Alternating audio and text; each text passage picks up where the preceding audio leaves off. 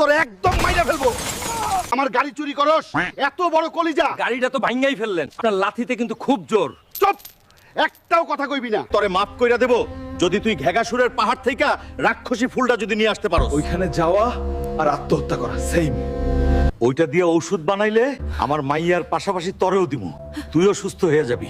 ঠিক আছে, আমি যাবো। তাইলে যা, ফুল নিয়ে আয়। মনে রাখিস, যদি তুই খালি হাতে ফিরস তুইও মরবি, আমার মাইয়াও মরবো। আমার ফুলটা নিতেই হইব,